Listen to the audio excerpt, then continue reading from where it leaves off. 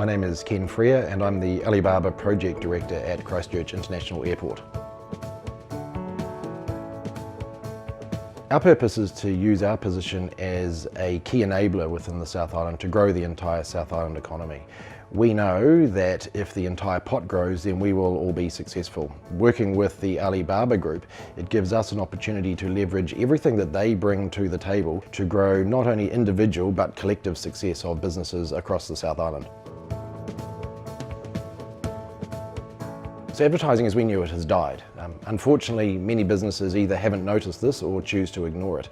The end result is that we see diminishing returns from the traditional advertising that we've been doing since day one. Thinking about the Chinese market, both the 400,000 visitors who come here every year on holiday, those who come here to study, let alone the 1.4 billion back in their home market, the traditional ways for us to do our advertising and marketing won't work in that market.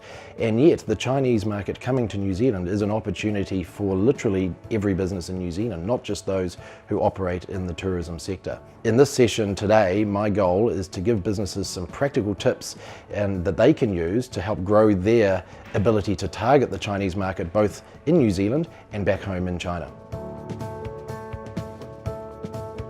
The payment game has entered a step change in the last couple of years. Payments have gone from being purely a utility to being a core part of the digital customer experience. So no longer is payment just a one-to-one interaction between me and a merchant as I'm paying for something in a store, for example. It is now part of a full experience and gives businesses an opportunity to connect and really deepen their relationships with customers. Alipay is a great example in the Chinese market of how a business has come and really set up an entire new platform and a way for businesses to interact with their customers with the payment as the core component of that. The challenges that brands face today really is a breadth of opportunity.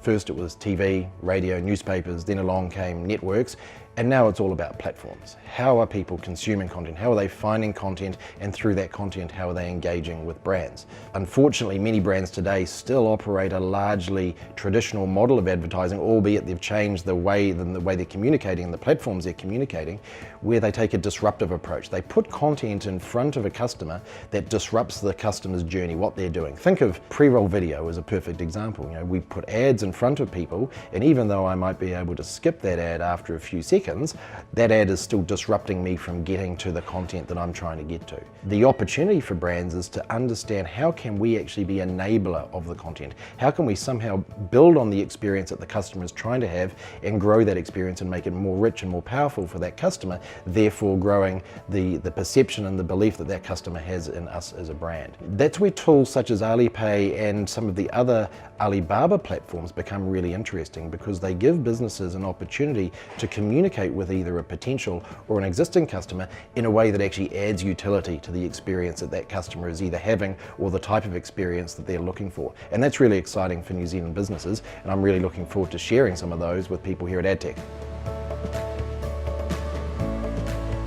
At AgTech this year, I'm really looking forward to hearing how brands and marketers are grappling with the opportunities that are being presented to them, but also how platforms are helping support brands on this journey. I'm really excited to share some insights around what we're doing in the Chinese market and the experiences that we've learned that will hopefully be able to support other brands on their journey to try and capture a piece of this really lucrative market.